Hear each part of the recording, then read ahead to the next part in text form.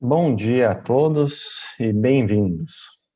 O painel Invenções Implementadas por Programa de Computador será em inglês, em função dos palestrantes estrangeiros. Mas sintam-se à vontade para encaminhar perguntas pelo chat em português. Ou mesmo aqui pedindo a voz e fazendo uma pergunta para os nossos palestrantes, né? Que eu vou ter o maior prazer aqui de fazer a interface. Tenha um ótimo painel. Good evening, good afternoon, or good morning, wherever you are, if you are in Brazil or in this side of the planet. First, some announcements.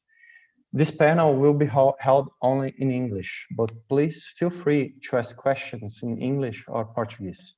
You may post written questions during the panel using the chat tools.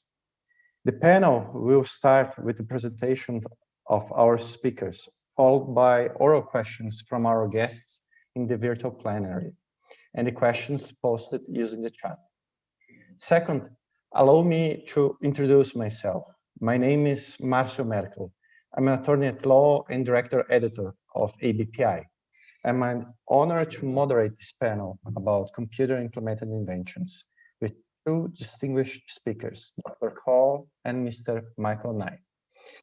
Third, I would like to thank ABPI for this opportunity and to thank our viewers for your time.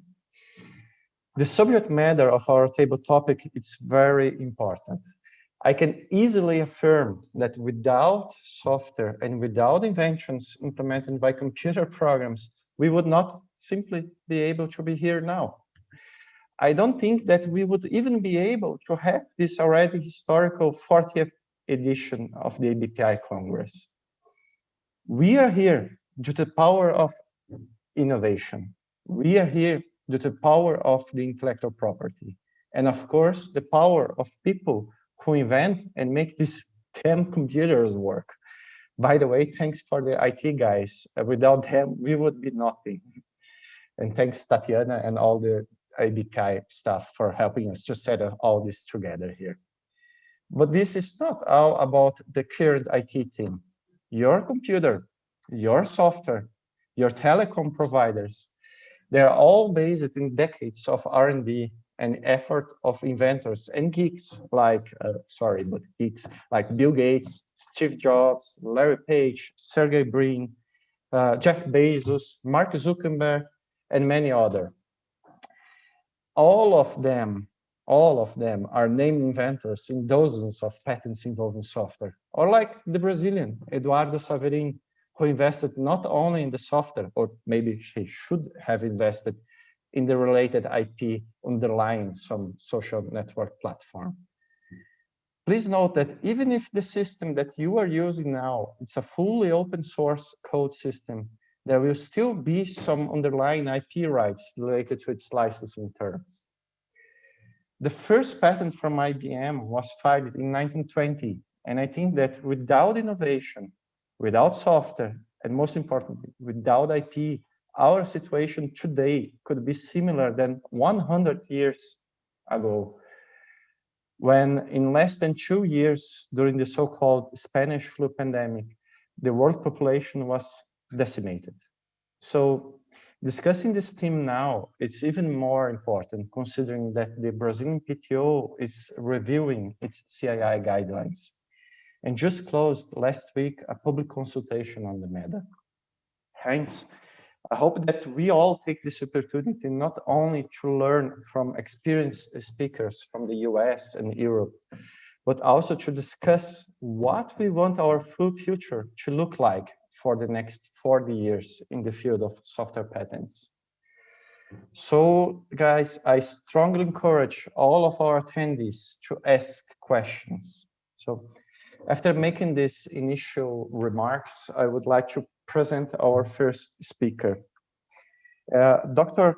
Christoph Karl specializes in litigation and prosecution of patents, particularly in the technical fields of computer software and hardware. He's a partner of the German IP boutique Bardelle Pagenberg and licensed to practice law in Germany and New York. He's also a German and European patent attorney and holds a degree in computer science from the Technische Universität München and a diploma from Cambridge University. He has a law degree and a PhD in law from the Ludwig Maximilians Universität München and an LLM from the George Washington University. Dr. Karl, the floor, no, sorry, the software is yours. Thank you. Yes, thank you very much. You just mentioned Steve Jobs as who's named as one of the inventors, and our firm prosecutes a lot of patents for Apple. And when Steve Jobs was still alive, we asked the Apple in-house attorneys. We always see Steve Jobs mentioned as the inventor on your applications. Is it really true that he's the inventor, or is he just named because he's the boss? And they told us the story. You know, the icons on the iPhone, they are round. They have round corners. And they told us that Steve Jobs personally selected the radius of the curvature of these icons. So he was indeed very deeply involved, and he was one of the main inventors of many features of the iPhone. So just as an aside, I will now try to share my presentation with you.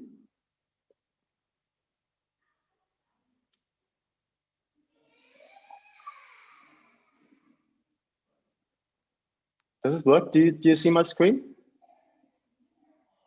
I see the screen. You can click just for the presenting because we are in all the slides.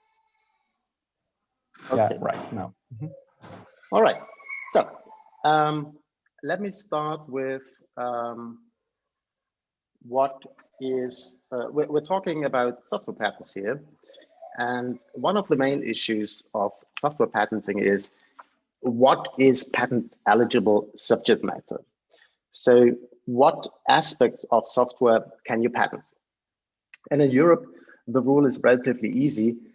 You can patent things that are technical. We have a technicality requirement, and I put up here the language of the relevant law we have for the European Patent Office, which is the European Patent Convention. And here it says in Article 52 that what is patentable is inventions in all fields of technology. And from this language, our boards of appeal of the European Patent Office derive this technicality requirement. In the same article, you have language that says excluded from patent protection is programs for computers, but only to the extent that the invention is directed to such computer programs as such. So what is a computer program as such? Well, the European Patent Office interprets their own law such that it means if there is a technical aspect in the invention, then it is not a computer program as such. Whereas if what the invention is really about is, let's say, a business method, a method of selling items on the internet. And the only technical aspect of the patented invention is, or the invention to be patented, is the fact that it is implemented on the internet with the help of computers. That would not be enough to make this subject matter patentable. There is a little bit of a peculiar approach in the EPO to assess whether or not we're dealing with a technical invention. In the old days, that was in the 1990s, the EPO looked at the invention, and I believe this is very much the approach today in the United States, and tried to figure out what is the core of this claim. Is the core something in the technical domain, or is the core something in the non-technical domain? And depending on the outcome of that question, they decided it's technical and therefore patentable, or it's not technical and therefore not patentable. They changed this case law because they said it's difficult oftentimes to find out what is the core of the invention, because that requires that you make an analysis of the distinguishing features over the prior art. And now the approach in the EPO is that, first of all, we try to find out what is the distinguishing features over the closest prior art. And if these distinguishing features are technical, everything's fine. If these distinguishing features are not technical, then they will be disregarded for the assessment of inventive step. And of course, if what makes the claim different, if the distinguishing features are disregarded for the assessment of inventive step, we would in the end come to a finding of not inventive or obvious. So typically, if there is a non-technical invention in the software domain, and the EPO doesn't allow it for being not technical, the rejection would not be no patentable subject matter. The rejection would be as not involving an inventive step. So I give you an example. That was a case decided by the EPO Board of Appeal. And it involves a navigation system, a GPS system for finding the shortest path to the destination.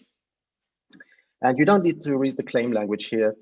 Basically, what it describes is a conventional GPS system as it was known at the priority date, and the priority date here is 1997. And then there comes the distinguishing feature, which was not known from the prior art.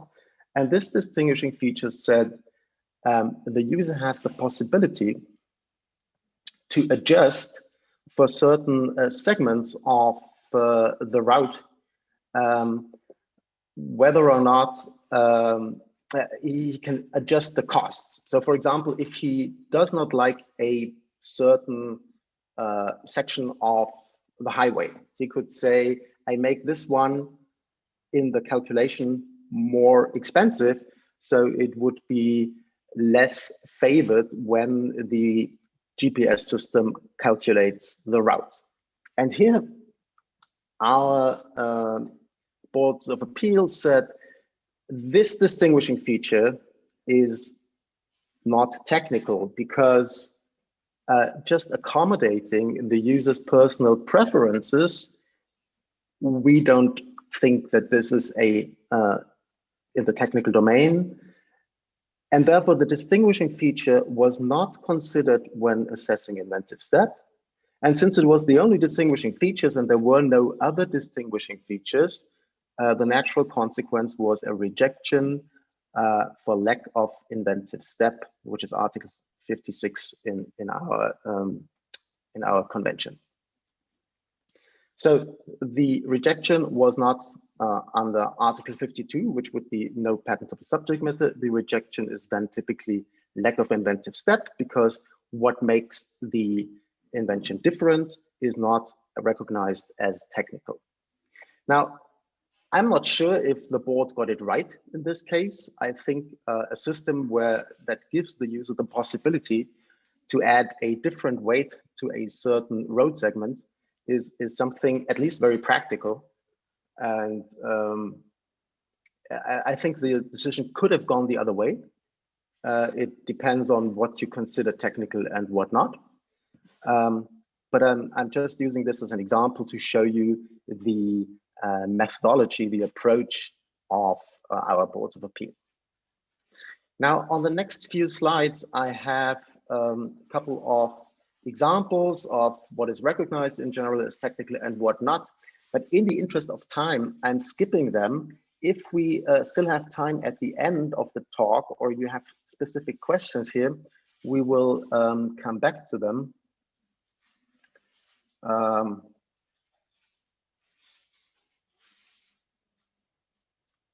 In the meanwhile, I would like to come to the next topic of my slides, and that is claim categories and claim set structure. So in computer software patents, the invention is oftentimes about an algorithm. So something that is being performed by the computer, some type of action, some type of activity. And the natural category of claims for such kind of invention is a method or a process claim. And therefore, I personally, when I draft software patents, I always start with a method claim. Let's look at an example.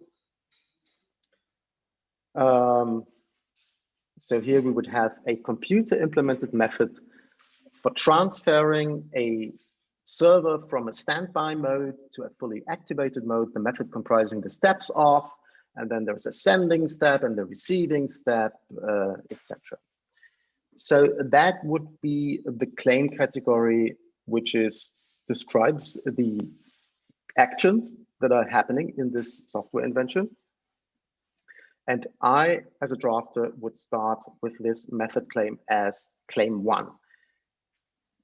There is another reason why I start with the method claim as claim 1, and that is that if you have a method claim, and of course later on you would also like to have a product claim. You would like to claim maybe a computer that performs the method, or you would like to claim a computer program which is configured to allow a computer to perform the method.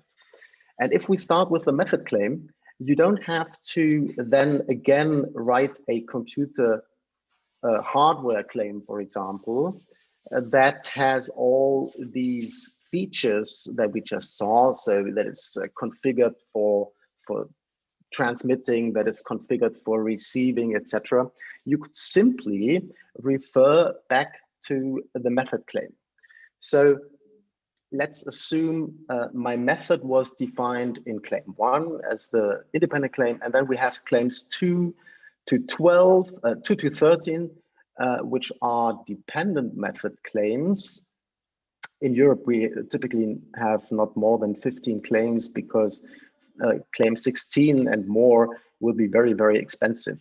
I think the claim fees for excess claims are currently 295 euros. So prohibitively high, really, to have a claim set of more than 15.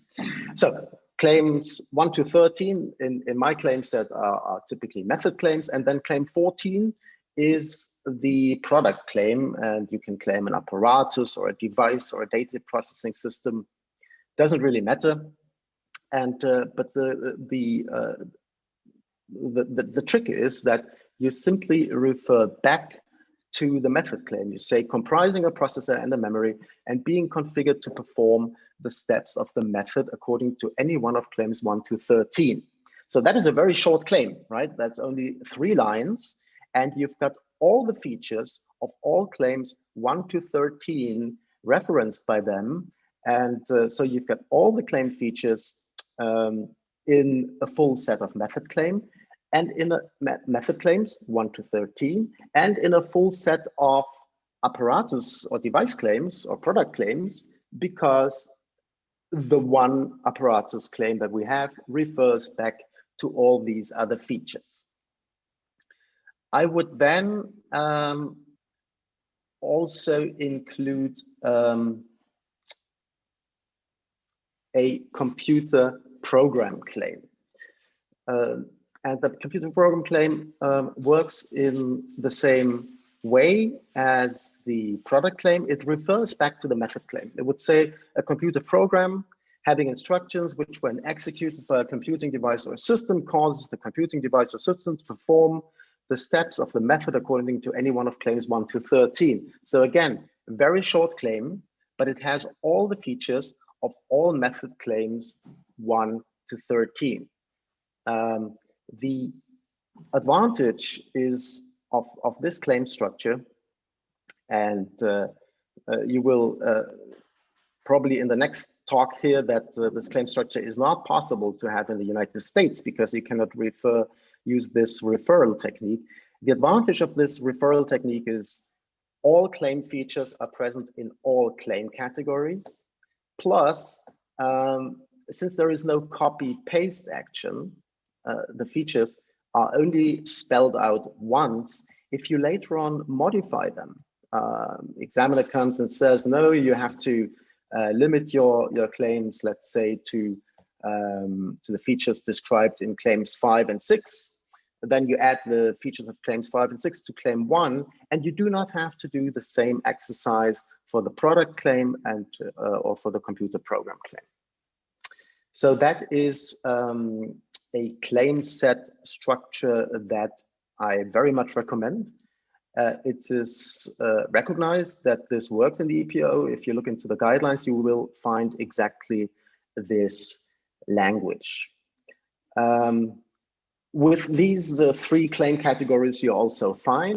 You have a method claim, you have a hardware claim, and you have a computer program claim. The computer program claim is maybe the most important one because the hardware does not really give you a good protection. Typically, the invention would be distributed in the form of an app that is downloaded via the App Store, for example. And in Europe, we can direct a claim to a computer program. I believe that is also not possible in the United States. In Europe, it is. You can simply say computer program performing certain method steps. That's fine in Europe.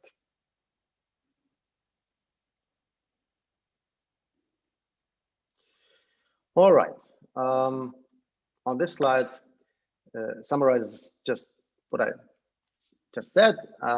Three types of independent claims, and you're fine for any kind of enforcement action. What you do not need in Europe really is a claim directed to a computer readable storage medium or a computer readable data stream.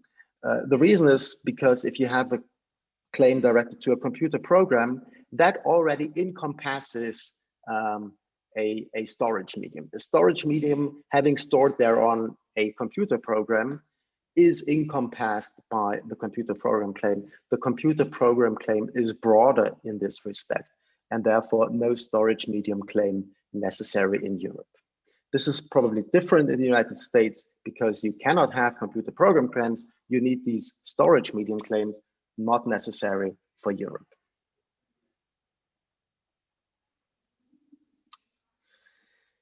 I said at the beginning of this section that the natural claim category for computer program inventions is typically a method claim.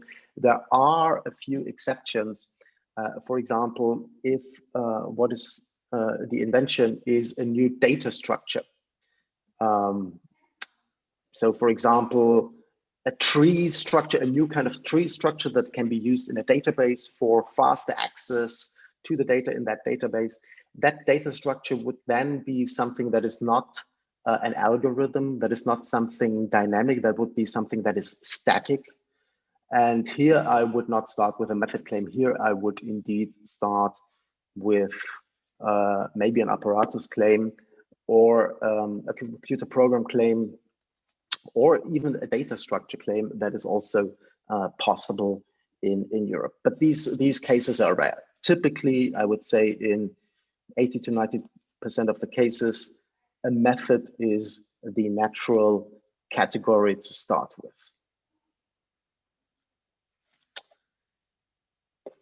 Final segment of my talk is some best practice tips I would like to share with you.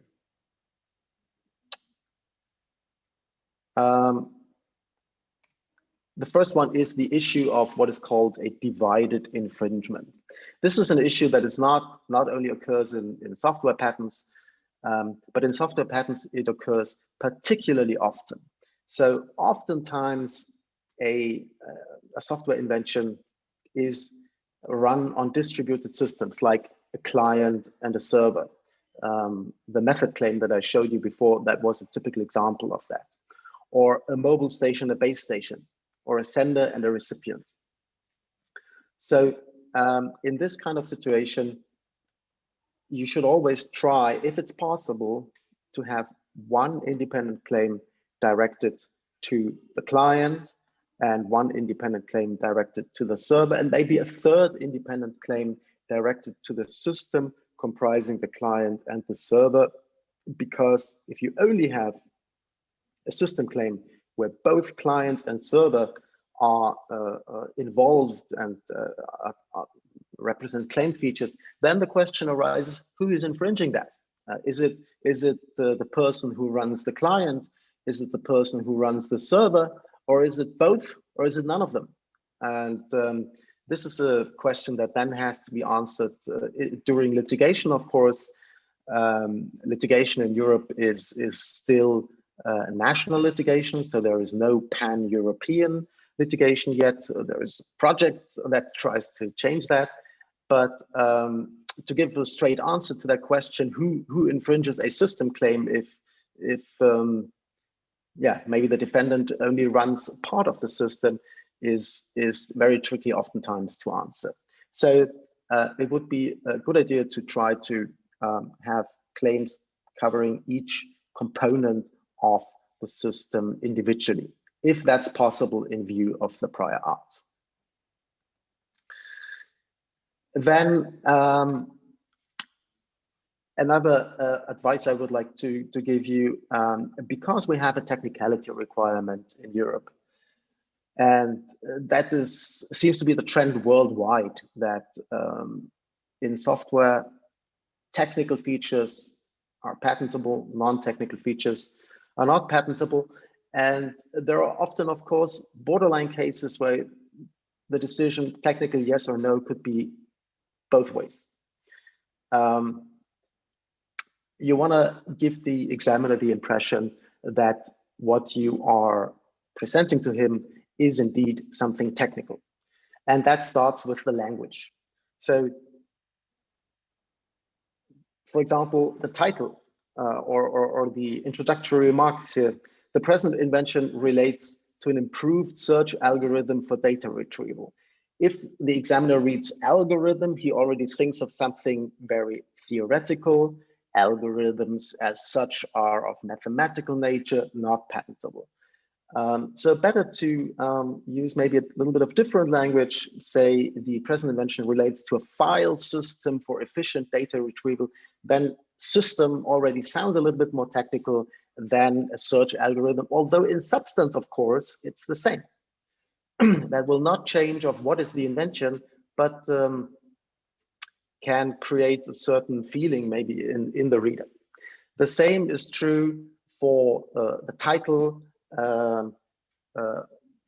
If the title is already something that sounds very non-technical, you may have bad chances from the start.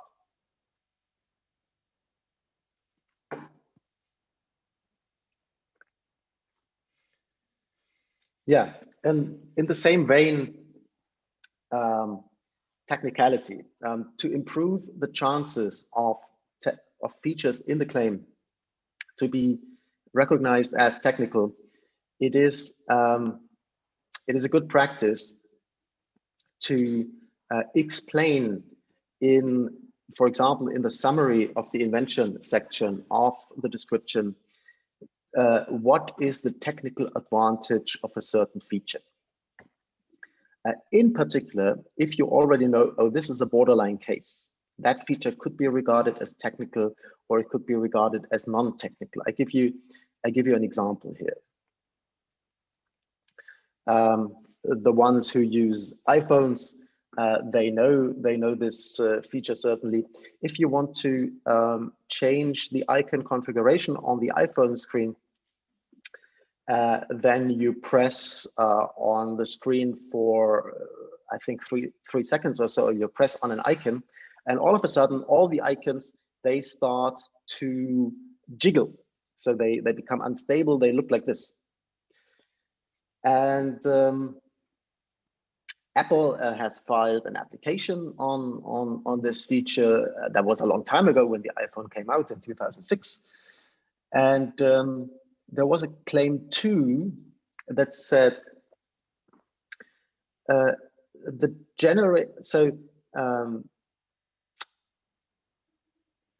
generation of an indication to the user, the generation to the indication of the user is the jiggling. So this gives the user the indication. Now you can change the configuration. You can move the icons around on the screen. You can delete them also, but in particular, you can move them around.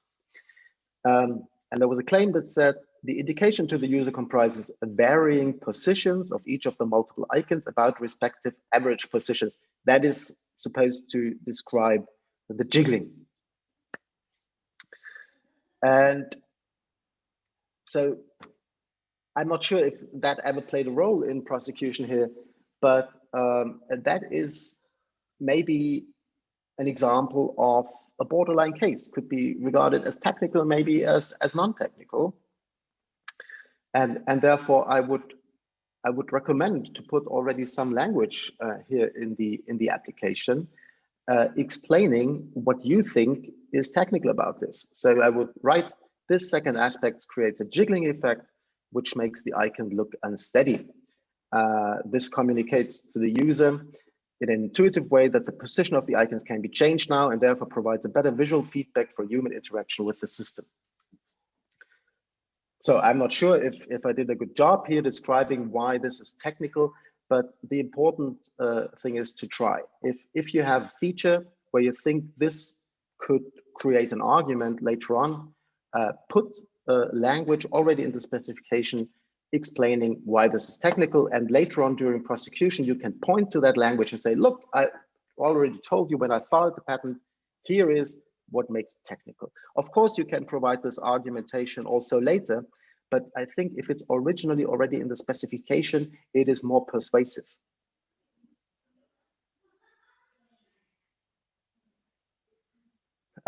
Finally, an aspect that not only has to do with software patents, the importance of dependent claims. In European patent prosecution and also in litigation, we can amend the claims using features from the description. That is not a problem. So we don't really need dependent claims as fallback positions. We could also use the specification, the description, the drawings as a fallback position to amend the claims if we need to in view of the prior art.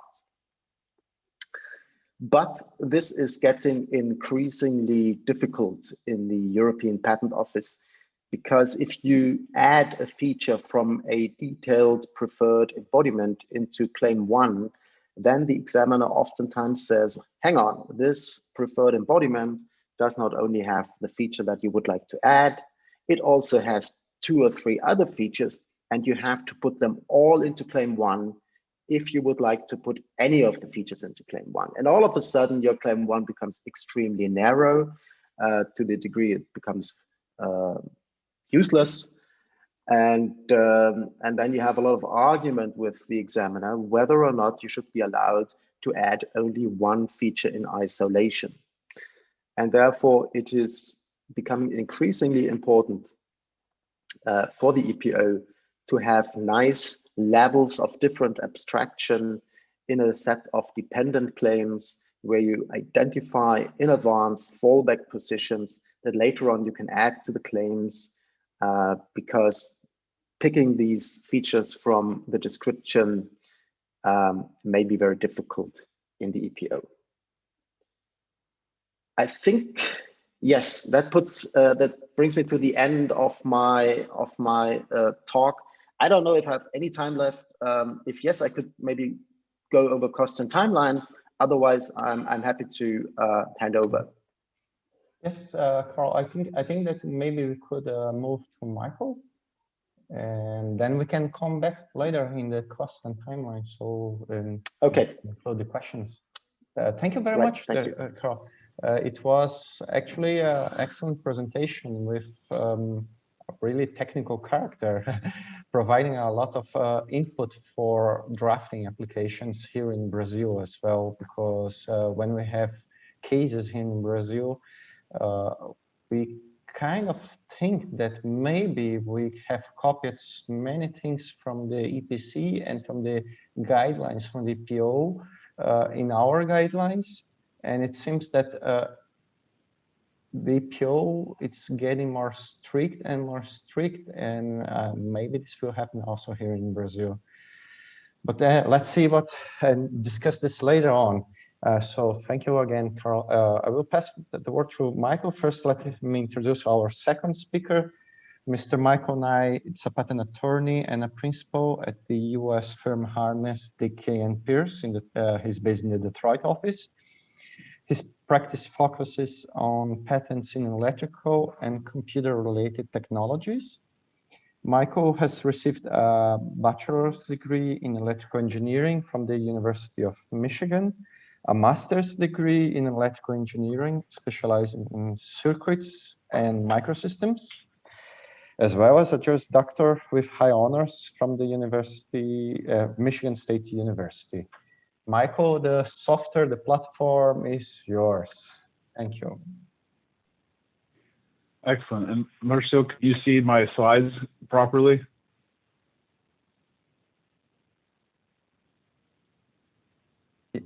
Yes. Mm-hmm. Okay, I think you muted. Okay, all right, great.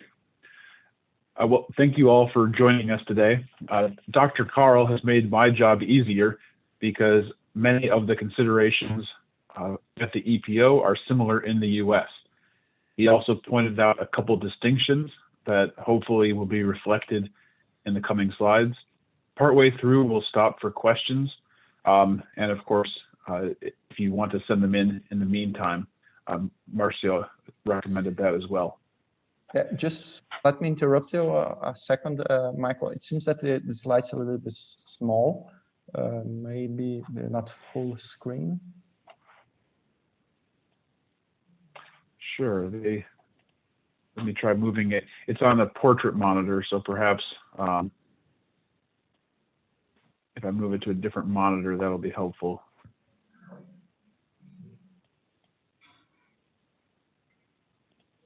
If you prefer, we can share it from here also. Let's see what happens. Sure.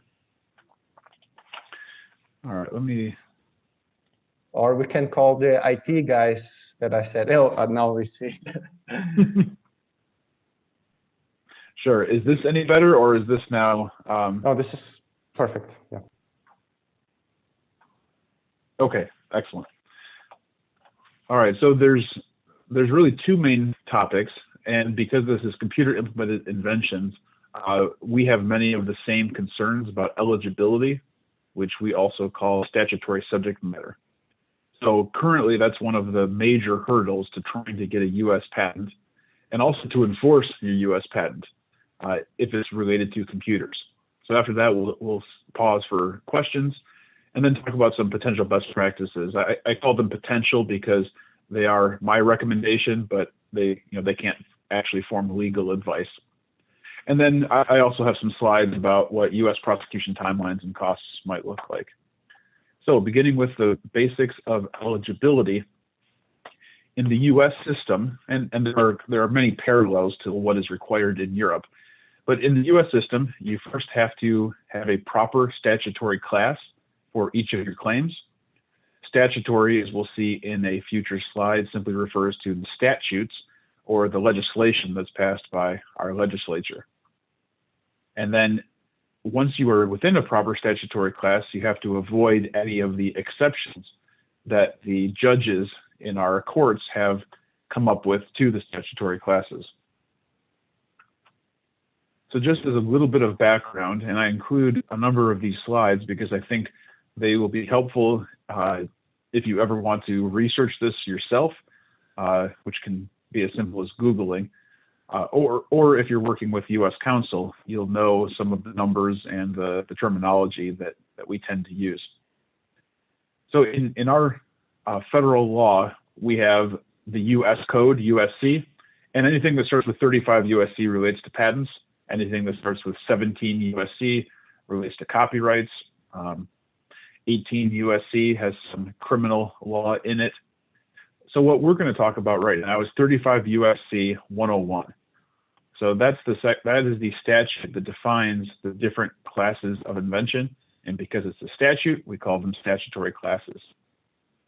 It dates back to 1952, when computers were the size of an auditorium rather than something that you could put in your pocket or even put in your ear. And in fact, the language has barely changed since 1793. So that's quite a long history, and it's why in the U.S. some of our computer law in the patent world is a bit odd. So we have to take any computer invention that we can think of and shoehorn it into categories that have existed since the 1700s. So this slide lists the 4 statutory classes straight from the patent law, 35 USC 101. And I'll talk about them on the next slide. One thing to note is that of the 4, the final one, composition of matter, is not really relevant to computer implemented inventions. So we're not going to spend much time on that 4th statutory class. So as in Europe, the statutory class is generally defined in the preamble. So you already saw some good preambles from Dr. Carl. We'll talk about the 3 relevant ones. The first is process. We frequently will use the term method rather than process. And that can be as simple as a method comprising, and then you list the steps of the method. Sometimes it is helpful to emphasize that this is a computer implemented method as opposed to a method perhaps that could be carried out by a person or by a group. Another way of writing that is that it's a method executed by a processor. So those are 3 different variations on how to avail yourself of the statutory class of process. The next statutory class is machine. And again, this is back from the 1790s, where machines were things for separating cotton. And of course, now they apply frequently to digital machines like computers. So you could call it a machine. We frequently would call it an apparatus or a system. We generally will use the term system if there are multiple computers involved. Finally, we have an article of manufacture, or sometimes called just a manufacture. And that is what allows us to claim not the software itself, but the physical hardware on which the software resides. So this has been used traditionally for things like a CD-ROM that contains software. So it's not a machine, it doesn't do anything, there is no processor, it simply holds instructions. And the term we use for that is computer readable medium, CRM. You'll also notice the term non-transitory. That's something that is simply required based on some case law, and I will mention it later in a future slide about how to address that particular term. So if you were to start your claim with software instructions comprising or a universal speech recognition interface, those are 2 potential beginnings to a claim. The patent office may not even complain about them, but when you get to a court, the other side for example, the infringer who you were asserting the patent against will spend a lot of money and a lot of time trying to figure out every flaw with your patent. And because we're not live right now, or we're not in a live setting, I won't pause and look for a show of hands. So I'll just tell you, these two preambles are not acceptable in the U.S. So if we go to the next slide, here's the answers. Neither one of those is patentable. So software per se, the Latin word for just by itself, you can't claim just the software in the abstract. You have to claim the software sitting in something like a CD-ROM. Also, an interface is not patentable, and that interface comes from a specific case, and that case turned out very badly for the company that was trying to sue Microsoft, because the court said that, well, an interface is not something that is eligible. It doesn't fall into one of the 4 statutory classes. So on this slide, I propose 2 alternatives. If you want to claim an interface, here are 2 ways of doing that. So the slides will be available afterwards, so I won't spend too much time, but I propose 2 ways here. You could also do it as a method, but I list a computer readable medium and also a system/apparatus approach to claiming this interface. So we talked about the 4 statutory classes. Our federal court system, and they're the ones responsible for hearing patent cases. We have state courts, in every state, but the federal courts are responsible for patent law. They've identified exceptions to these statutory categories, and some of them I think are fairly reasonable. You don't want to get a patent on someone's cells and then start suing every person in the country because they have cells that you now have a patent on. So those are laws of nature, natural phenomenon. Those are not relevant to computers. The one that is relevant to computers in the middle of the slide is an abstract idea. And very generally, an abstract idea could be mathematical concepts and algorithms. Sometimes we talk about the Pythagorean theorem as being a quintessential example of an abstract idea that you can't get a patent on.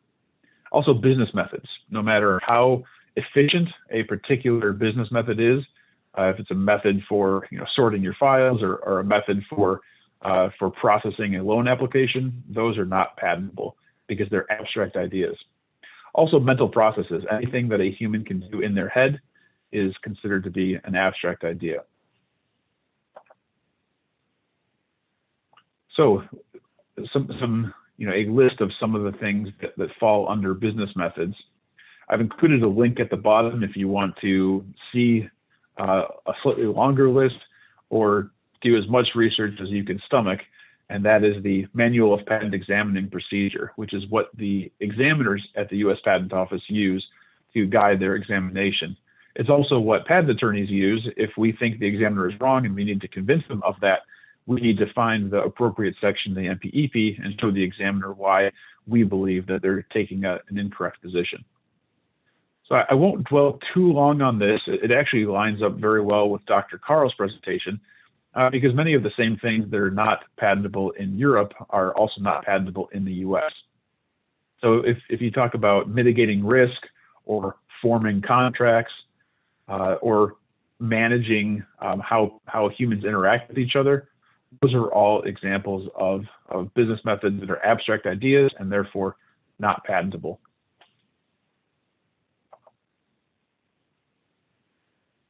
So in this slide title, I refer to a gauntlet, something that you have to go through. You first have to get through prosecution. You file an application and hopefully you get a patent, but that means you're dealing with an examiner, and every examiner has their own view of what 101 requires.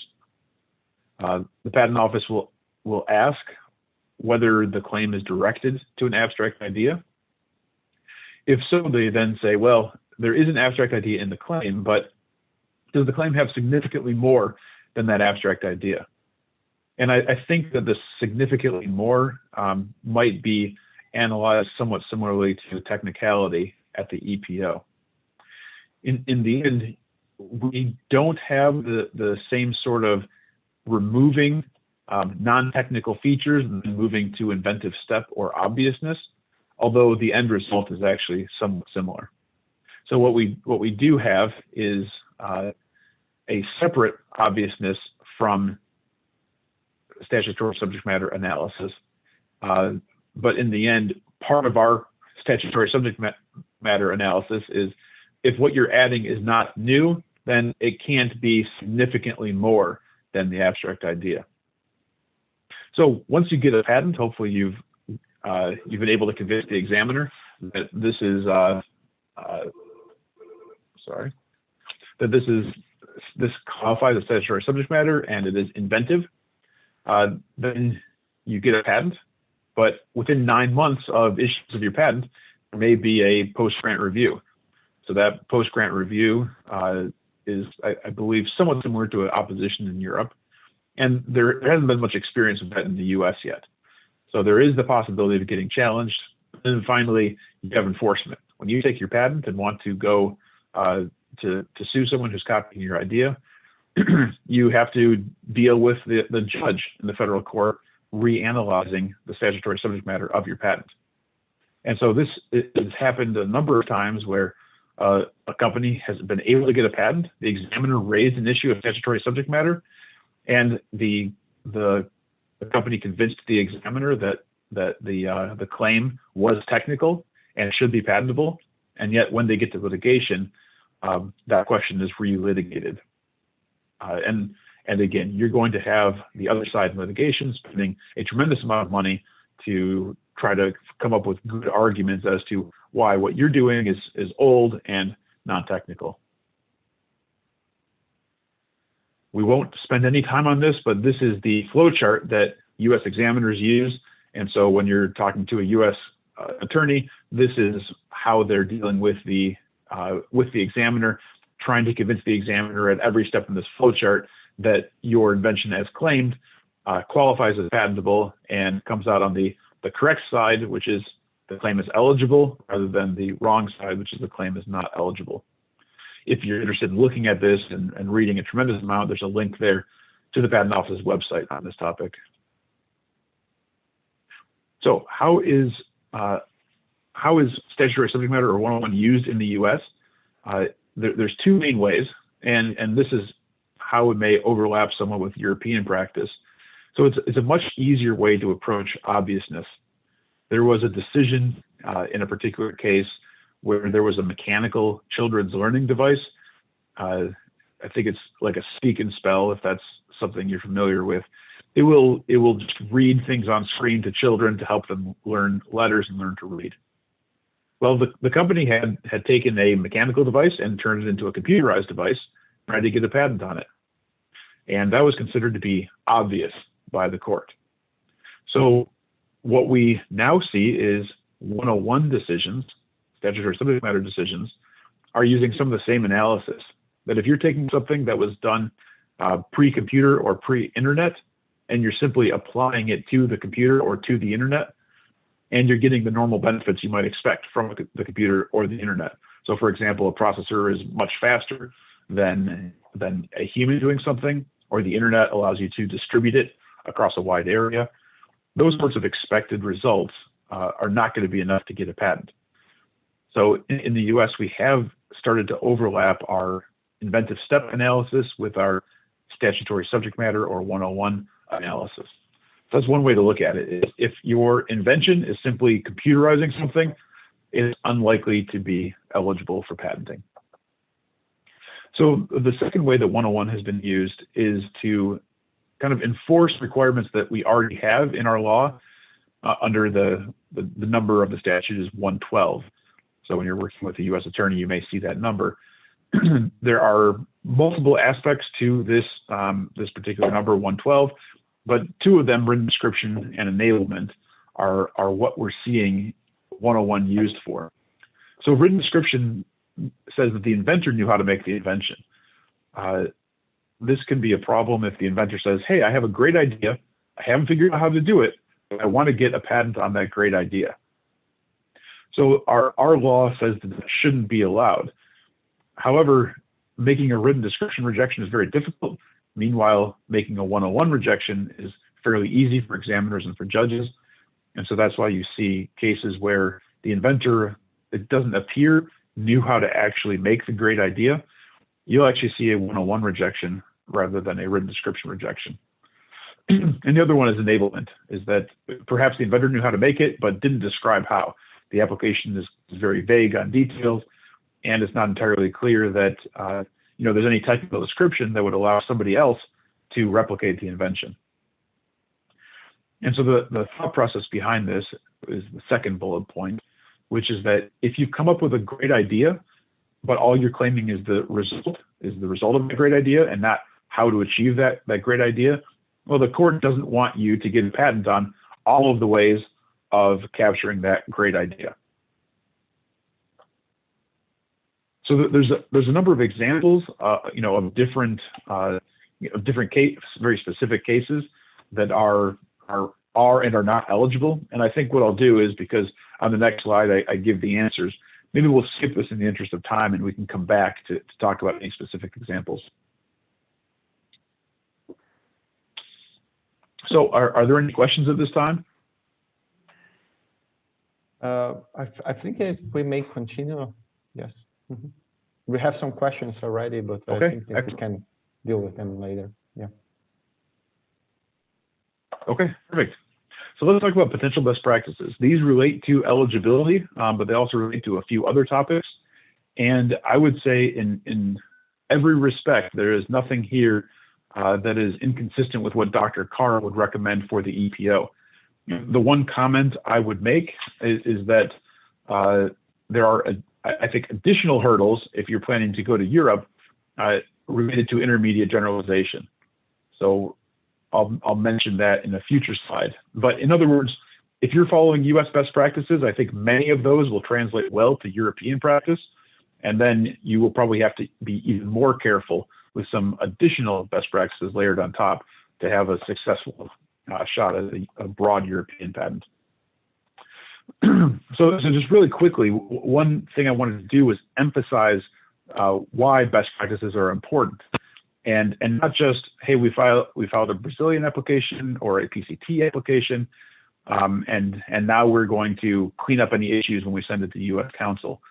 I would say that's the bottom point.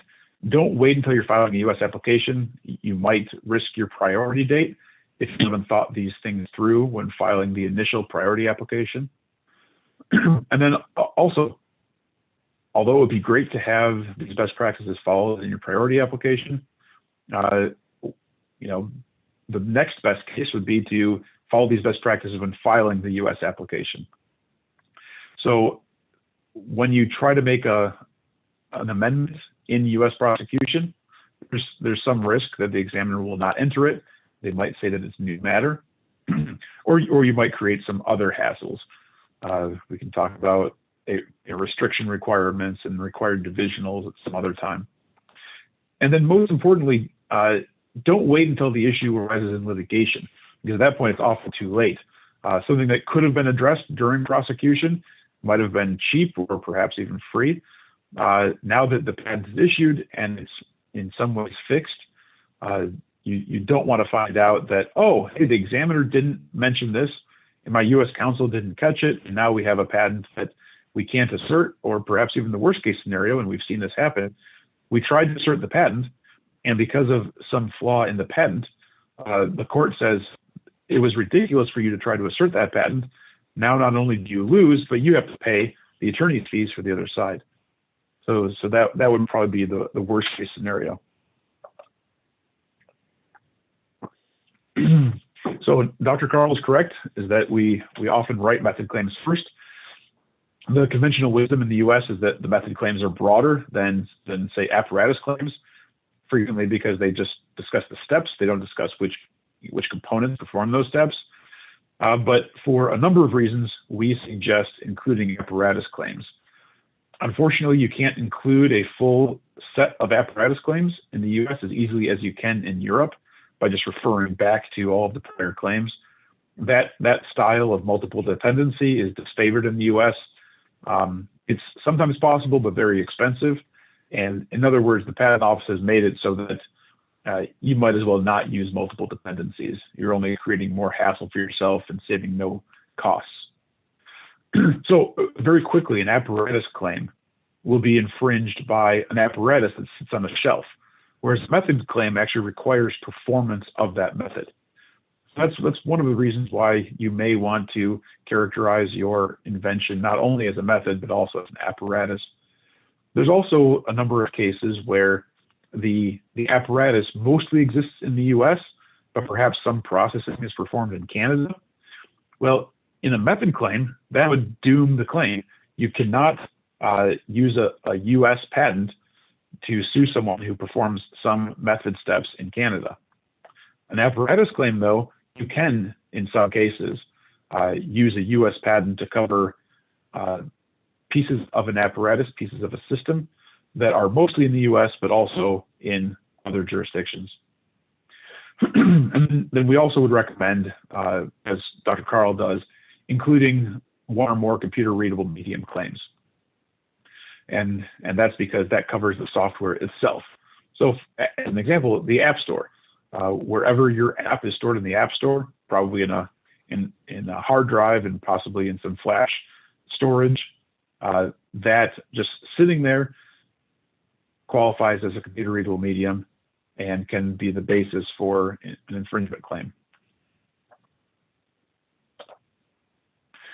Okay, the biggest, I think, recommendation that we make for overcoming a number of issues in U.S. prosecution and also in maintaining your patent as valid is to include as much detail as possible. So courts in the U.S., they are almost never going to be run by a technical judge. It is a judge with a language degree, with a social sciences degree. And so they're very impressed when they see a technical looking disclosure. When they see code, when they see flowcharts, circuit diagrams, it makes them think that this is something very technical. Now, those of us with computer degrees, perhaps we look at it and say, well, that's a very simple algorithm. That's not something that we think is very impressive. But to an English major, they're not used to looking at code. So that's one reason to include the detail. Of course, the other reasons are if you need to have a fallback position. So let's say that you thought the invention was fairly broad, but it turns out that there's very good art out there. Well, by having more detail, you provide additional backup positions for yourself so that you can perhaps narrow your claim, but still end up with a patent directed to one of those details. In the US, we don't worry as much about intermediate generalization. In fact, it's almost never is that sort of complaint raised by an examiner. So in the US, in fact, we can sometimes become very sloppy with just picking and choosing things from our specification and adding them to the claims. I'll mention means plus function later if we have time. Actually, I'll mention means plus function here. There is a slide that lists how you can end up in a means plus function situation for your limitation. But the key takeaway is that if you include lots of detail, you'll have a better chance of any claim that is considered means plus function surviving through the patent office and also surviving in litigation. So this is unique to the last 5 years or so in the US. When I was training 15 or 16 years ago, I was told by my mentors never to tell a problem solution. Just lay out what the invention is, and that's, that is going to be the best, broadest patent. Well, in the US, we have now changed that substantially because having a story of existing problems and how we've managed to find these very complicated, unexpected, and technical solutions, that's something that plays well with the judges. And in fact, we've even had examiners ask for those sorts of details in the specification. If we have them, we can point the examiner to them. Unfortunately, you can't add those details later. So I recommend now telling a story about this problem that no one can figure out, and we've achieved a technical solution to that problem. And just as a small point, it's best to include that in the detailed description section of the application, not in the background section. In addition, another change we've made in the last 5 or so years is that we're now talking about technical advantages, about the speed increase and the memory footprint decrease. Those advantages we used to not list, at least I think in the common case, because we didn't want them to be used against us. We didn't want an infringer to say, well, look, I didn't achieve a memory footprint decrease because I didn't need to, and therefore I don't infringe the patent. However, we've changed our thinking on that because of case law in the last 5 years. And so if you have these technical advantages, they can be what we use with the examiner and with courts to demonstrate that what we have is technical and not just an abstract idea. So very quickly, and this is getting into some minutia, so that you can look back at it later, a computer readable medium must be non-transitory. So make sure to include that language in your application at filing. Also make sure you mention computer hardware. You might or might not be surprised the number of applications that we prosecute in the US where it talks about a bunch of instructions and how things work. It has a method, maybe even a flow chart, but never once mentions that this is all performed on a computer. You can sometimes do a word search through the application. There's no mention of processor. There's no mention of memory. There's no mention of computer. So that's something that you want to include, even though it seems like it's so straightforward and just assumed. I don't think we need to spend much time on divided infringement because Dr. Carl already did a good job describing that. So the last slide I have in this section is for those of you working with the U.S. Counsel on applications, I strongly recommend interviewing with the examiner after every office action. There are a number of software tools being developed in the U.S. and websites that can give you a guess as to how easy an examiner is or how difficult an examiner is. In the end, those are interesting. I like looking at the data because the graphs are kind of interesting to try to interpret. But in the end, you have to talk to the examiner if you want to get a good understanding of what the examiner is demanding. Every examiner is different, and I think most negotiations are well served by knowing what the position of the other side is, as opposed to guessing and just trading back and forth written documents. That's a good way of running up costs and making the U.S. attorney very rich, but it's not a great way of moving the patent process forward. So with that, I have some details about U.S. filing and prosecution, but I think it's a great time to turn it back to Marcio. Yes, thank you very much, Michael.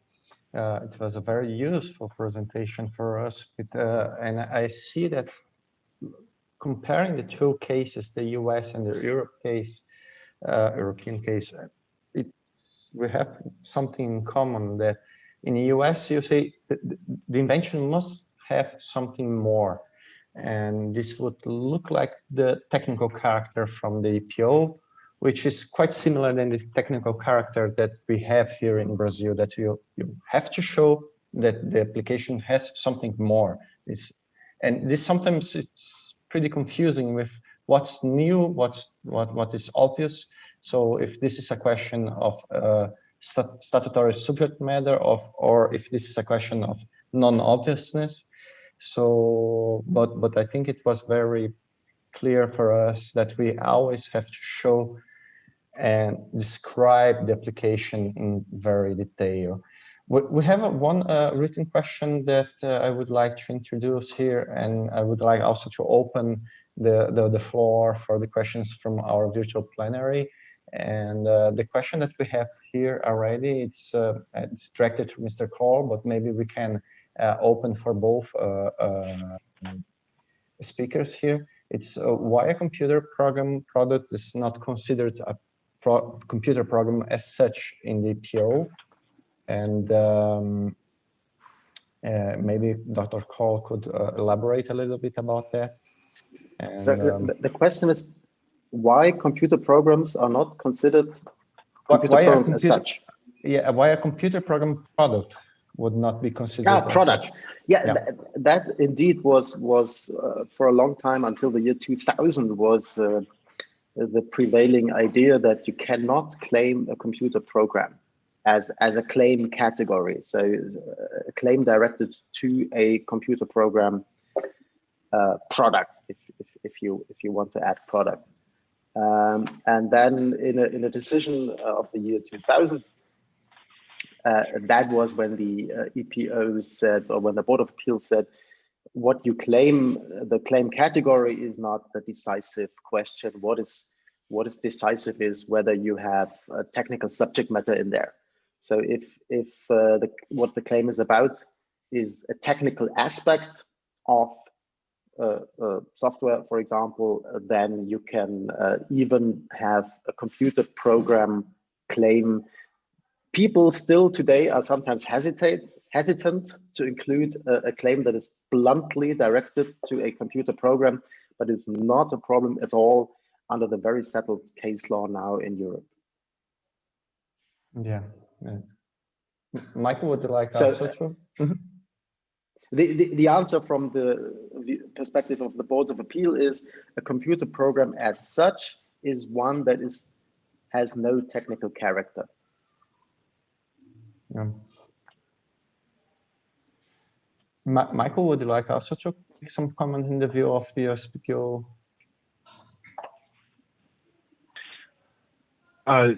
Yes, I think that a computer program product, if you claim it as that, is going to run into problems in the US.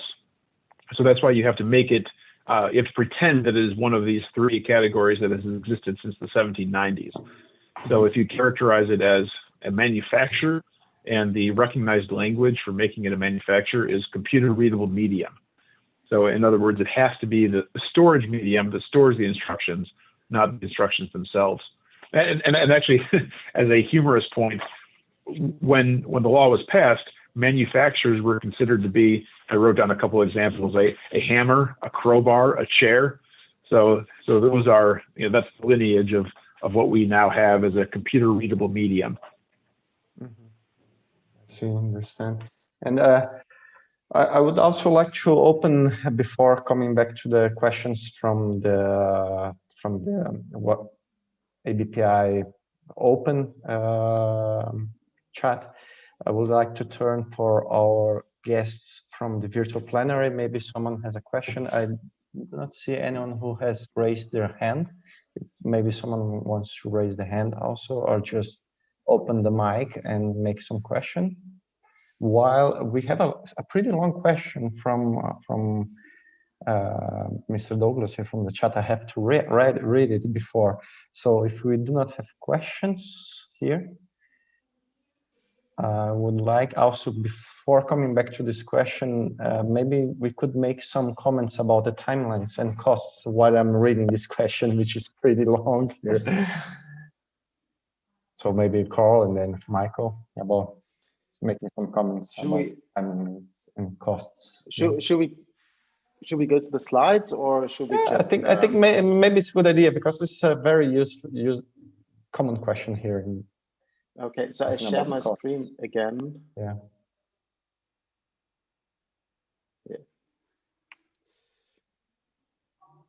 All right.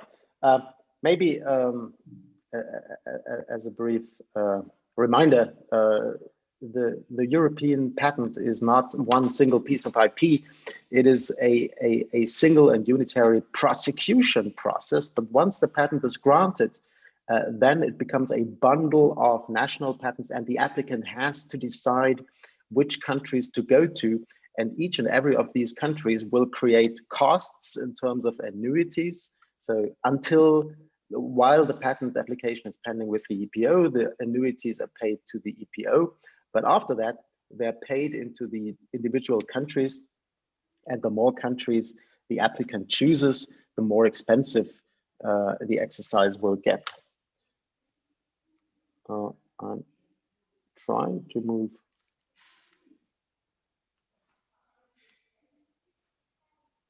Somehow it won't let me move forward here.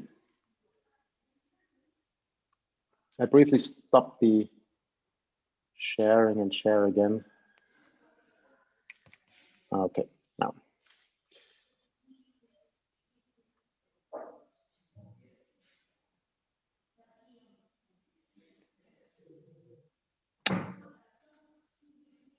Yeah, this is statistics of where people nationalize. So Germany, France, and the UK are by far the biggest. That's from 2003, but the numbers today are not very different. actually Italy would be number 4, but on this statistics, which comes from the EPO, they forgot Italy. But you can see many applicants only choose Germany, France, UK because of the costs. So every country you choose in addition creates extra costs. Now I realized why I can't move forward, because I shared the wrong presentation with you.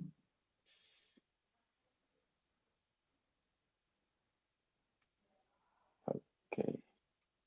So costs, roughly speaking, if you already have the application drafted and you only prosecute it in the European Patent Office and then nationalize it in the big 3, Germany, France, UK, costs would be something like, my best estimate, 14,000 euros. So if you add the costs of drafting to that, maybe 6,000 euros, you end up with a round sum of 20,000 euros. A euro is a little bit more than $1 these days. I think it's at $1.15 or $1.10. And that would give you protection in Germany, France, UK. Timeline, this is the time for search, which is important if you use the European Patent Office for the first filing, because then you would like to know, should we proceed, or do we have to add more features when we maybe file in different jurisdictions? There, I would say in the vast majority of cases, you will get a search report within 6 months or so, and then can react before the priority year is over. Prosecution time overall has not decreased to the same extent. Here we have an average of 28 months, so some 2.5 years, still a little bit less in the European Patent Office, but they are working very much on getting this further down. But currently 2.5 years, that's not a lot of time compared to Brazil, I understand, but it's a lot of time compared to some other jurisdictions. Okay, that was my slide on this. Yes, Michael, please.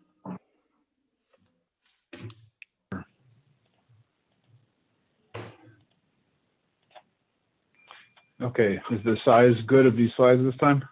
I'm not seeing.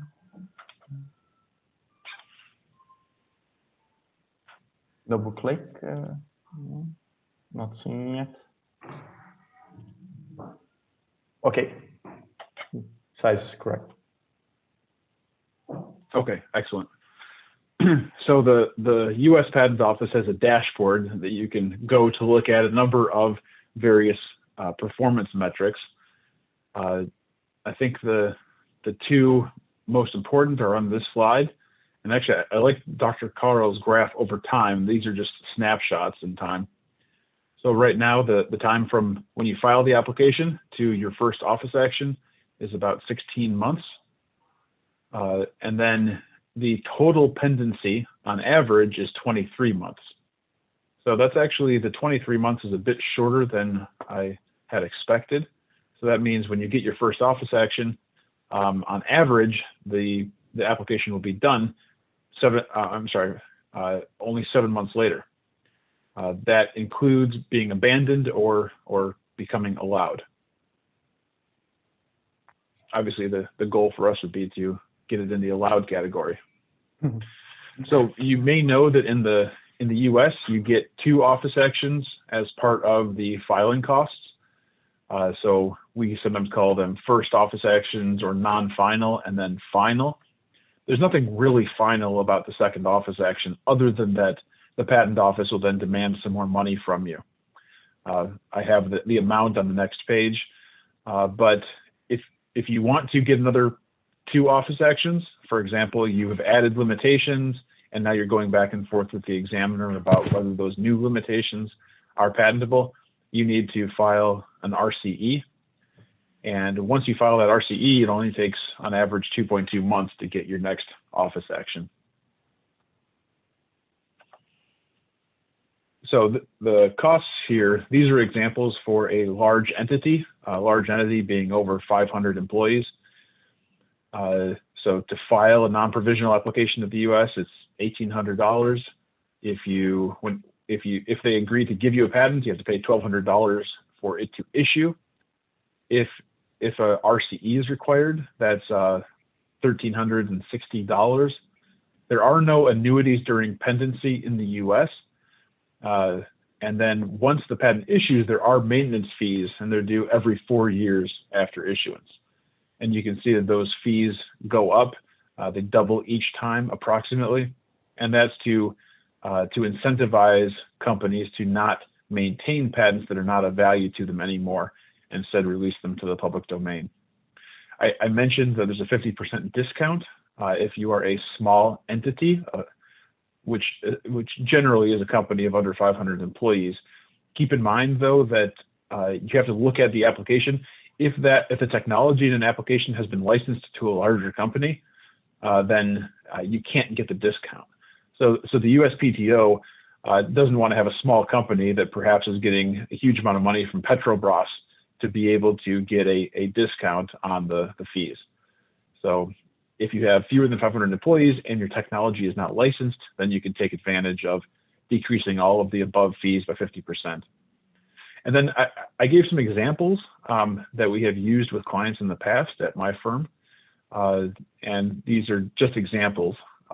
But for preparation of an application, depending on the complexity, a very complex software application will be at the higher end of the range from $6,000 to $14,000. Of course, if we don't have to prepare it, if it's already been prepared and filed elsewhere, then there may be no cost associated with that, or a small cost for us to clean it up and put it in best condition for U.S. filing.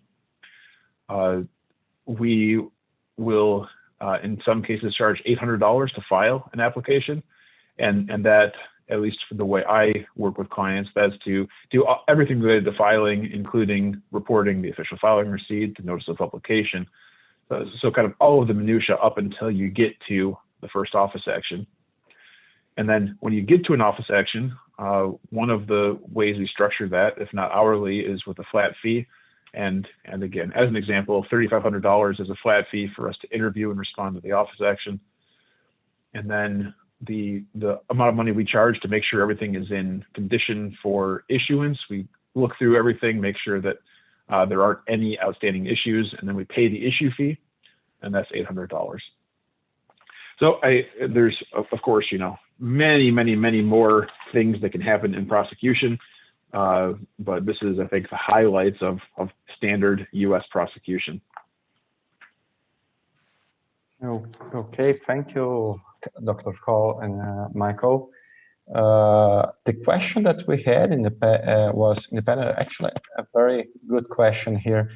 Here in Brazil as well, the United States and other places, you can sometimes register or record your software code in the PTO. Like here in Brazil, we can do it in the Brazilian PTO, the code, the program code, or the United States in the Copyright Office. Suppose the situation in which you have a patent covering one functionality, and in the same time you have a software which was registered in previously, but the code was registered with some in an escrow account or some place with confidentiality protection. Who would be the owner in this case?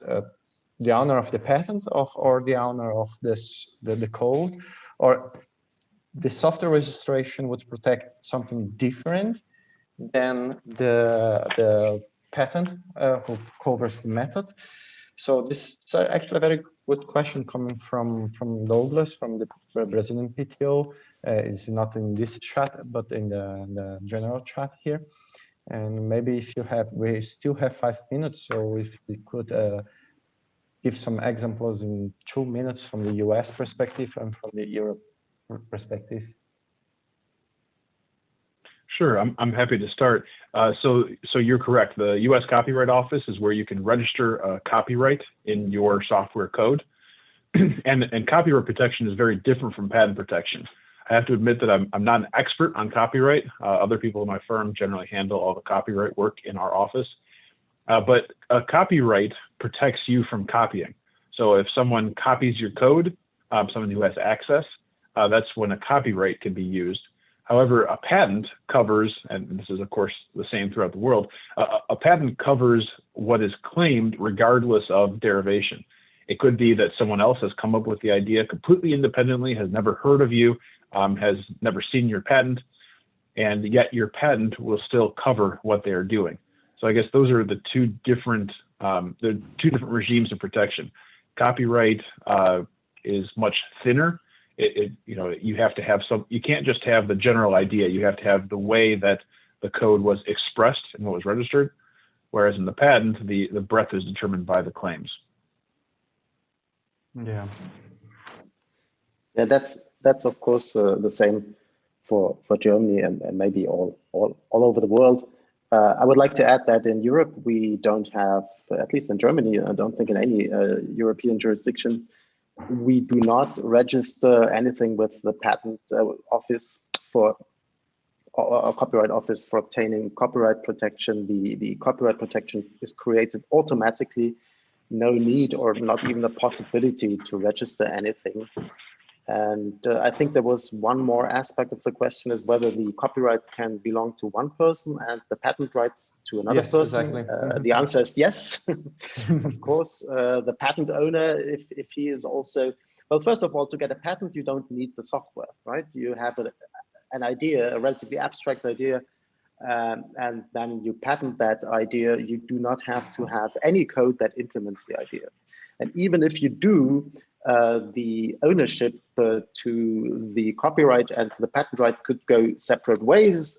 Even if it's the same author, that is also the inventor, he could transfer ownership to the patent to another company, but keep the copyright to his own implementation to that, or vice versa. So even if the same person creates the software that is subject to copyright protection and is the inventor also of certain aspects of that software, that ownership can go different paths. Okay, thank you, Dr. So if you don't mind, I'd like to add. Yes, please. Yeah, so Dr. Carl reminded me of two important things, and one is that it's also true in the US that copyright is created the moment that the expression is fixed.